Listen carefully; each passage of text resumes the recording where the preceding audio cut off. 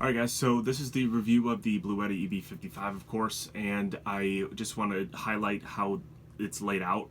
It's broken up into different chapters. You could check out the different ones in the description, or I think across the little screen there, depending on what device you're using. So we're going to start with recharging, and then we're going to go into outputs.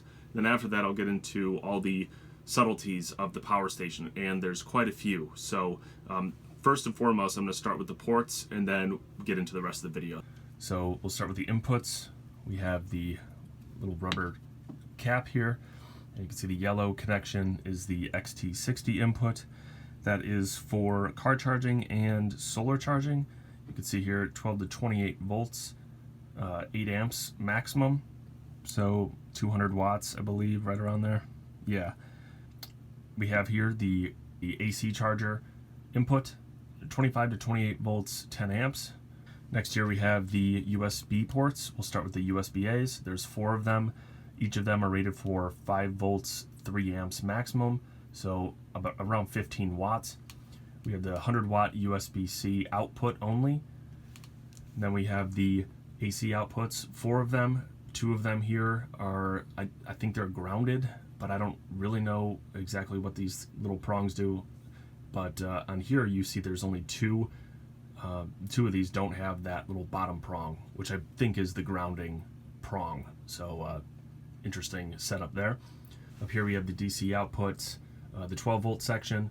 So we have the 12 volt 10 amp, and it has this, I think it's this marine grade port cover, 120 watts maximum. And then you have these 2 DC 5521 connectors or outputs, and it looks like each of them are capable of 120 watts maximum, 12 volts, 10 amps. So we'll see that in the test.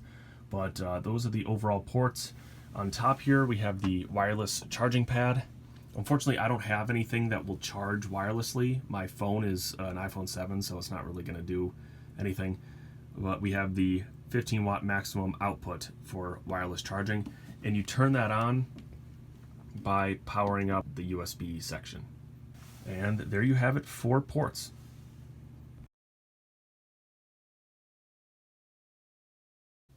Alright, so now I'm going to begin with the AC charging, and I'm going to plug the power brick in. I have it all connected. Just got to connect the input.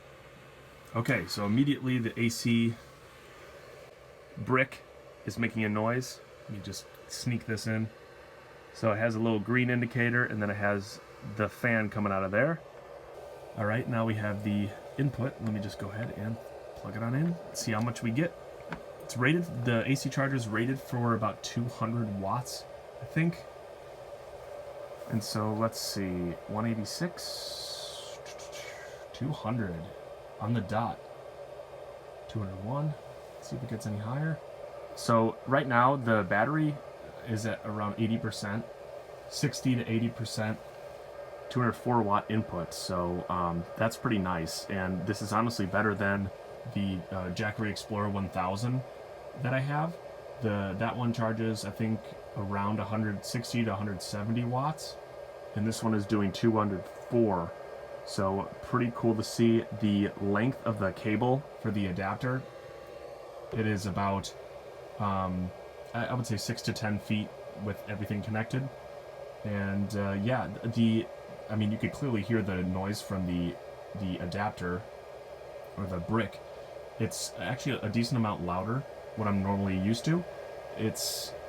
I mean, if you're right next to it, it doesn't seem like it would be a big deal, but I mean, it is making a good amount of noise. Also, I thought I'd mention here that the AC adapter it has these little rubber bottoms, so it stays in place if you have it on a flat surface like my desk here. So just thought I'd mention that, and let's go ahead and move on. Alright, I'm going to start the car charging test. There's the charger that comes with it. Let's see how easily it gets in here. Not that easy. There we go. Just force it. There's no LED on here, so once it's in and fits snug, you should be fine. Alright, let's open this up. And it has the XT60, the yellow port, so I'm just going to plug it in and see how many watts we can get in.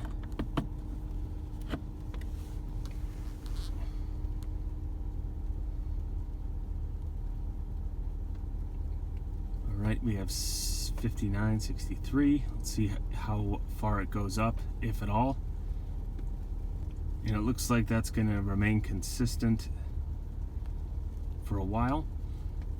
So really quick here, I wanted to point out the car charging input specs for the power station, and you could see here that for a 12-volt battery it's 98 watts. So let me zoom in here for you. Yeah, so 98 watts here is the what it should have charged at, but I only got a maximum of about 64 watts. So I'm not quite sure why it didn't output the full amount of wattage, because it wasn't like the battery was completely charged or getting close to it, because it looked like it was between 60 and 80% charged. So as far as car charging, they underperformed what the input specs said or say right here.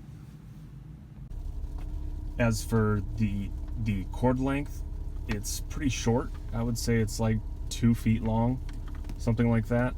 So if you're going to charge this in the car, I would make sure to probably put it in the passenger seat if you can. Otherwise, you will probably need a new connector if you're trying to put it in the back seat, or some sort of extension wire. So yeah, that'll do it for car charging. All right, so for this solar charging test, which is coming up, I couldn't get any good sunlight in the past few days during this review, so I took some footage from when I used the EB55 with my Atom Power 200 watt solar panel. This was originally going to be used in a separate video, but I cut a certain part of it so you could see how it worked with the EB55. Now, it's a 200 watt solar panel, but it's not going to be outputting exactly 200 watts. It's going to be a lot less, but the EB55 can take in up to 200 watts. So you'll see in the test, I just connect it through some of the adapters I have, and let's go ahead and get into that test. So this was like a 30-degree day, and there were people doing like roofing on the house right by me, so I had to do a voiceover of it. But the sun's pretty high up in the sky, and I was pretty surprised. Right here you see that I'm just connecting the Anderson to the XT60, which is the yellow port, and that's the Bluetti EB55. I'm going to be doing a review on that probably within the next couple of weeks, or 2-3 weeks. So I'm plugging it in. I got really good sunlight. There's a little bit of haze in the sky, so I'm not getting complete sun. And also the branches on the solar, there are some trees that might have some branches that are kind of obstructing the full sun. But as you can see, 130 watts, 131 of input power, and it goes back and forth. I'm trying to figure out how to film this because the sun is making it hard for me to get the screen going, but now we're at 113 watts. So at this point, I'm not quite sure if it's like my solar panel or whatnot, but I feel like I have it at a pretty good perpendicular angle, and now I'm just showing you that I tilted it down a little more at more of an angle, and I use these random stands I found in my basement. They're like metal stands to hold up the panel. The panel is hard to tilt like that. It's definitely meant for hanging on things. So now I'm getting 80 watts. Jump to 120 all of a sudden, 110. All right, so I'm going to test the AC charger, 200 watts, with the car charger. I had the car charger connected to the EcoFlow River Max. I'll go ahead and turn that one on. And so I'm going to use that car port to hopefully get about 100 extra watts into the EB55. Now I'm predicting that it's going to be about 300 watts and maybe 300 to 310, because the car charger only really gives out 100, and this one's just over 200. So I'm going to plug everything in for you guys, and then let's see if we can get to at least 300 watts of input power. AC charger, you could clearly hear it. I have nothing going on in this room, so it just has those cooling fans. And so this car charger is simulating the solar charging because I don't have, well, it's nighttime now, but I didn't have any sunlight to begin with in this test. So basically, obviously you're not going to do car charging and AC charging at the same time most likely, but since it has the same XT60, this could just simulate you using a solar panel with the AC charging if you wanted to. So I'll connect this one here first. I'm not going to turn the car port on yet, the car charger on, but I'll connect AC just to get that 200 watts.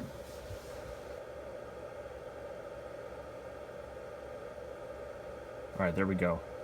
Probably 204 is the highest I got. All right, 200. Now let's turn on the carport section. Get that thing charging. Let's see if we can do it. There we go. Okay, now if you're looking here, this turned red. And I don't know what that means, but it was green just earlier. I'm not quite sure what that means yet. But we're getting 258 watts. So not the 300 I was thinking, but that could easily be something, have something to do with the amperage or voltage being too high with both of those systems combined. But there you have it. Now I'm going to go ahead and unplug the AC charging and see what happens to this color of the power brick. There we go. Just unplugged it. And now it's green. So I'm assuming that if it's plugged into the power station and charging it, it's red. That makes the most sense to me. But yeah, so just thought I'd update you on there. And then the car charger is just putting in 62 watts.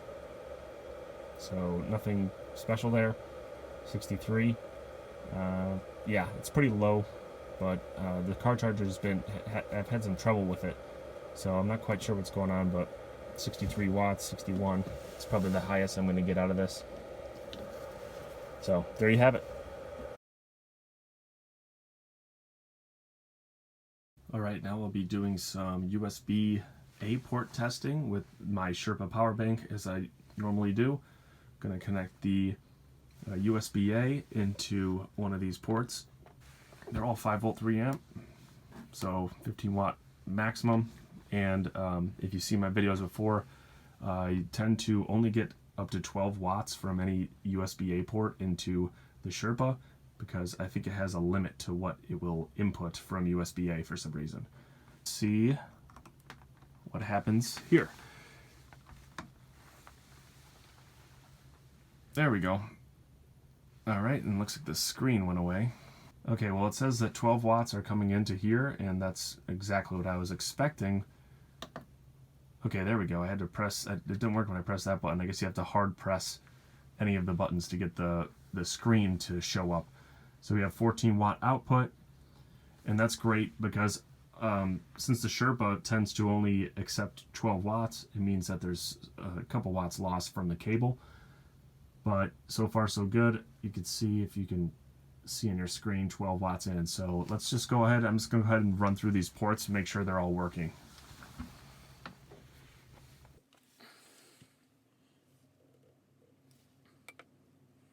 Okay, and now that one works. Gradual build up, and the 14 coming out of here, 12 watts coming into here. Should be the same thing. Yep. And there we go. Okay, and then the last one. Bottom left. Alright, and so all the USB-A ports work to their specification, and let's go ahead and move on to the USB-C. Alright, so I have this little tiny USB-C to USB-C cable. I can't find my other one, but I'm just going to charge the Sherpa again. Now the Sherpa can only take in 60 watts maximum, so we'll see what happens and see if it adjusts to the Sherpa. Again, hold it down. Alright, now let's see what happens. Okay, almost there. Okay, so this cable is very small, which means that there's not going to be much power loss. However, it says 58 watts are coming out of the Bluetti, and there's actually 59 watts coming in to the Sherpa. Now let me go ahead and tilt this camera. So 58 here, 58 watts here. And if you could see here, right there, it says 59 watts. I'm sorry it's wobbly, I'm holding it with my hand. But 59 watts. All right, so I'm gonna use the car charger that actually came with the Bluetti, and I'm going to put it in its 12 volt cigarette lighter output and then plug it into the EcoFlow River Max. And so the EcoFlow River Max actually takes the same XT60 input. So I'm gonna go ahead and plug it in right now and see how much power it produces from the 12 volt port. So I'm gonna pay attention to the output here and the input coming in from the EcoFlow.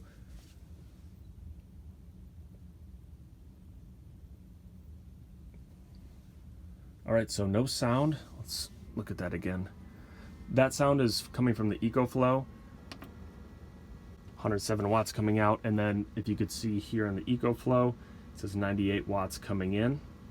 So I'm gonna go ahead and try a different car charger because I think the charger, the cable itself, is actually preventing it from getting to 120 watts because the EcoFlow River can take in up to 200 watts as well. So I'm gonna go ahead and use a different car charging method. I'll probably use the EcoFlow River's charger instead. All right, now I have the EcoFlow River's car charger, but it does still have the XT60, so I'm gonna go ahead and see if we get more power just by switching out this cable.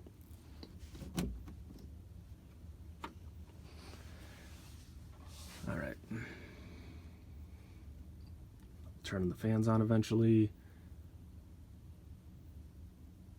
99. There we go. Okay, now we're, oh, I saw 116 coming out. All right, that's interesting. So we have 107 watts coming out, very similar to what we had with the other car charger, but now it's saying that it's pulling, oh, well, it just said it was pulling 100 watts into the river. Now it says 99. So almost identical to what we were doing earlier, but interesting enough, this said 116, and then it brought it down to now 106 coming out of the Bluetti. So I'm not quite sure what's going on here because it's rated for 120 watts, but for some reason, I guess, I don't really know. So, I mean, that's really the only test I could do with the cigarette lighter port. So 107 watts out. All right, so now for the DC5521 output testing. Now I got a weird setup here because I don't have, I only have one DC5521 connector, and this one is, it connects to the DC5525 connector, and I have my solar panel cable that uses the 5525. That one goes to an Anderson connector, and I have an attachment for XT60. So there might be like a few more watts lost because all these weird adapters are connected, but this is all I have to test these ports. So I'm gonna go ahead and try this out and see how much wattage we get. So looks like from the manual, it's rated for, each port is rated for 120 watts, but my guess is that it splits if you use both ports at the same time. So let me go ahead and just test out one port. I can't do both ports at the same time because I just don't have the connectors for it. So let's go ahead and do it.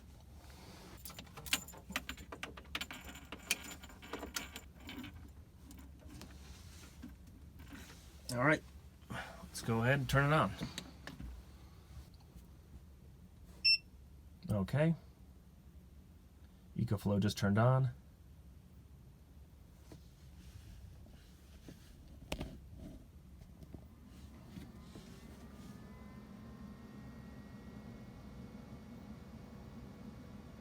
All right, now we have 107 watts coming out, and you know what's weird is that if you notice that it jumped to like 115, like it could go higher, but then it stopped and didn't go all the way to like 120 or however high it could go. And if you see here, there's 90 watts coming into the power station to charge it, and clearly my adapters here caused a good amount of that loss of power. So, but 107 watts coming out, that's not too bad. However, it's kind of weird that it keeps doing this 107 watt output thing when it should probably be higher. I'm not quite sure what the deal is with the output, but as far as I'm concerned, it is going to stay at 107 watts, regardless of if it's the 120 or 120 watt cigarette lighter output or the DC552 ones. I'm gonna go ahead and just test the other one.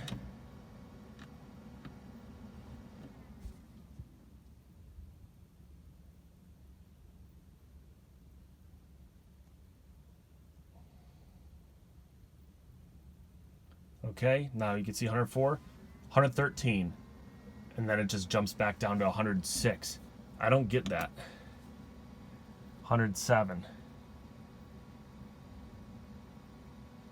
That's really weird to me. I'm gonna turn it off, turn it back on again. I wanna see what's going on, if I can get it higher.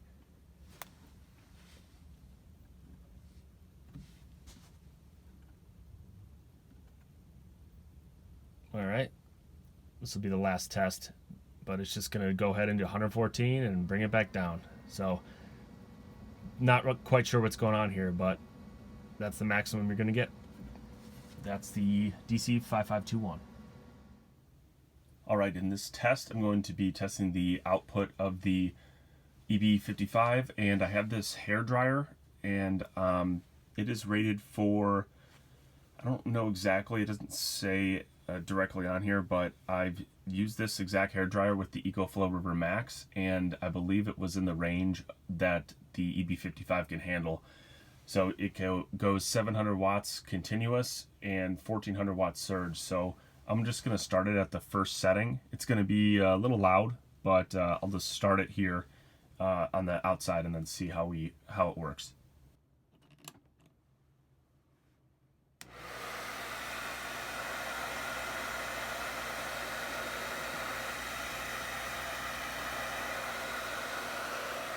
All right. I'll add some heat now. It should jump up in 3, 2, 1. 504. Now I'm going to jump it up once more and see if it can handle the surge and the continuous.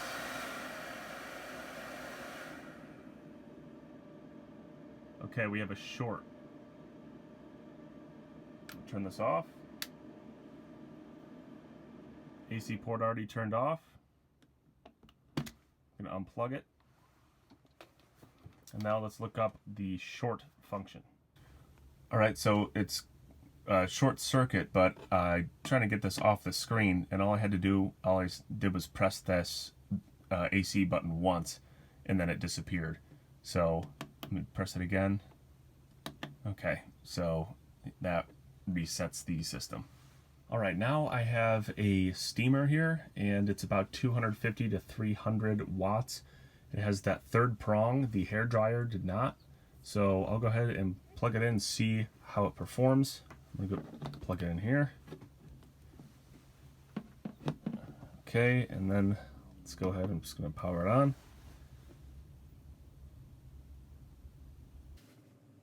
It's a slow build here. Okay. All right, the water is starting to boil here. Just a little bit. Not sure if you can see that. So it is working effectively. And it's running at about 200 to 220 watts. All right, and it heated up the water pretty quickly. So now I'm going to move on to my space heater, because that one consumes more power. And I'm going to see if I can combine the space heater and this water steamer to get as close to 700 watts as possible. All right, so I have my space heater underneath my desk. We have the plug for it here. Let's see what it can do. I'm gonna turn on the port and then plug it on in. Going to the bottom port. All right, here we go. 3, 2, 1. All right. Let's see how high it gets up to before it starts to just run at a continuous rate. And I think it's important to, I guess, just highlight running appliances like this that run at like 300, 400 watts. So since this is only 537 watt hours of battery, this will run for probably a little over an hour straight. So with my space heater, depends on the situation, but I mean, that's pretty short. I would prefer to run it with maybe my Jackery 1000, but just because it has twice the power, twice the battery capacity, and will run for twice the amount of time because of that. Okay, so it's running it pretty smoothly. Space heater is working just as it normally would if I were to put it into the just a wall outlet. So at this rate, I'm pretty confident that I could plug my water steamer thing in and see how it performs with that as well, or if I get like a short circuit or some error message. So I'll go ahead and plug it in right now. All right, now we hear those cooling fans come in, 575. Not sure how long this will last. This might either short out, I'm not quite sure, but now it's going over the continuous rating. And I just want to see how it functions here at this point. I don't recommend doing this. I'm just doing this to test it and make sure that it's running properly. Okay, so as you saw, it was running at like 715 watts and then went down to 689, 690. And right now, my steamer is working.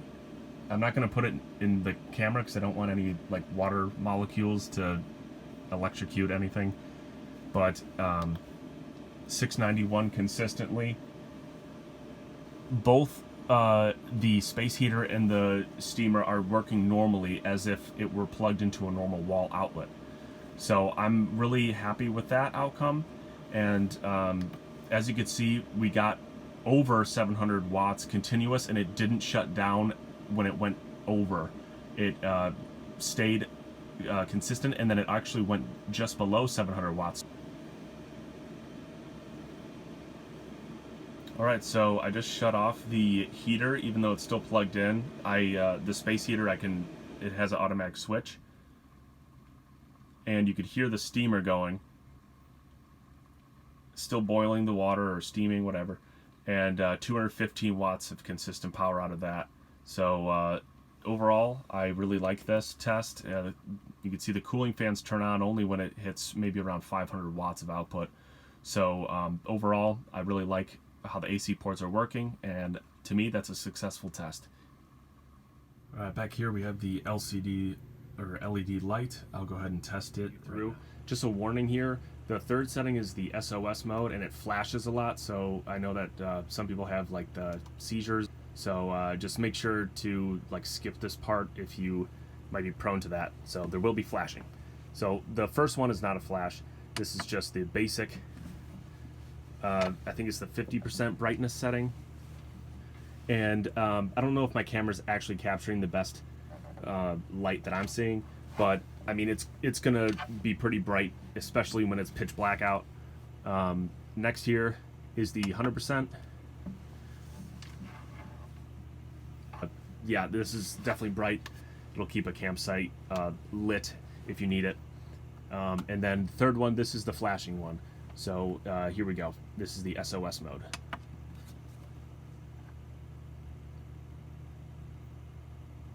Okay, so there you have it.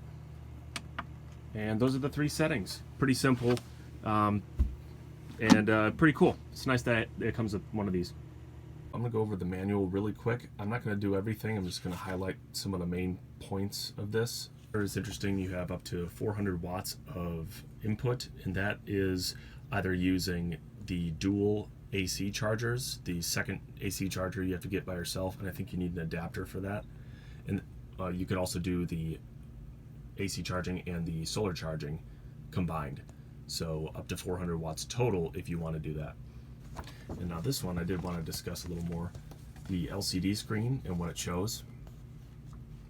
So you have the LCD diagram, you have the Eco option, and Eco is letter A. Oh, it's just telling you what it is. So B, obviously you have the battery capacity, that thing that looks like a battery, input power, Yeah, input, output, alert icon for low voltage, that is D. So if you see that, low voltage. E is the alert icon for temperature anomaly, temp. F, is it just output watt? Yeah. G, alert icon for overload. Okay, and then short circuit is H. So pretty simple alert warnings. That's sometimes not the case. Sometimes you have to go back in the manual, so it's kind of good that they actually put what the error is instead of just like E24 or E whatever. So that's interesting. We have some other things here. How to operate the power station to turn on and off eco mode. Just following the steps here to switch on and off eco mode. Let me just move that. We have turn AC mode in the off position, so it just means make sure that this is off. So it's off right now. Press AC and DC buttons at the same time for 2 seconds to enter settings mode. Let's see if that works with the USB ports. 1, 2. There you go. So you got the hertz here. I'm not going to touch that. Instead of that, I'm going to press the DC button. And as you can see, the eco mode just turned off. And I just turn it back on. If I press the AC button, it'll change this to 50 hertz. And you see it just switched to 50, but I'm going to keep it at 60. Okay, and then to exit, long press the AC and DC buttons at the same time again. So the USB DC section and AC, perfect. And you could tell when that hertz signal stops flashing. So there you have it. That's how you mess around with the settings and enter exit eco mode. Probably wondering what that is. All it is, when that setting is on, if you accidentally turn on the AC port and you forget to turn it off, after 4 hours it turns off that AC port section. If you're using at or under 20 watts of power, then it will automatically shut off. So that's pretty much all it does, but I'm always going to leave that on just in case I accidentally leave the AC port section on. Alright, so that does it for the input and output test, all the testing. So I'm just going to answer a few questions here. The first has to do with simultaneous charging and discharging, or pass-through charging. That is not really recommended from Bluetti. I think I saw that on one of their forums, but you could still do it if you want, or it was a frequently asked question on their website. And you could do it, but it's just not recommended to do probably often, because you're going to affect the long-term, the lifetime of the battery, or the cycle life, by like continuously charging and discharging at the same time. Typically that has to do with the heat generated from that. So you could do it, just not recommended for probably consistent use. Next here has to do with that sort of ties into the cycle life of the battery. So it's using a lithium iron phosphate battery, which is the best current battery to use with any portable power station. That's because it just has a longer cycle life in general. So 2,500 cycles to 80% capacity is what you can expect with the EB55. That is a lot higher than the average lithium ion battery power station. So if you compare this system to the Jackery 500, that is a similar battery size, but it lasts 500 cycles to 80% capacity. So you're already talking a 5 times longer lifetime if you were to use them the exact same. The downside to having a lithium iron phosphate battery is that it tends to be heavier than lithium ion batteries. So this system weighs 16.5 pounds, which is pretty heavy for this size, just over 537 watt hours. It's pretty heavy. I'll go into some of the my general overview of what I've reviewed today from testing. First is the car charging. So when I was charging with the included car charger from my own car, I had a maximum of 64 watts of input. That is low compared to the 98 watts that was stated in the manual for a 12-volt battery to charge my system up. That was surprising. If you really want to charge this from your car, I would just be wary of that. So car charging was not the best in my single test. So the outputs, the 12-volt ones, were weird with me. The cigarette lighter output and one of the DC 5521s, when I was using just one of them at a time, they both outputted only 107 watts maximum, even though they're rated for 120 watts and regulated.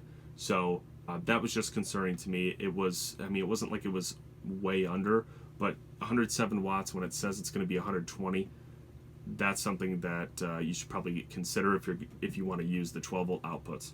So other than the 12-volt inputs and outputs not working to specification, there are several pros to this power station that I think need to be acknowledged. And the first has to do with all of these output ports. So you have 13 total, including the wireless charging pad.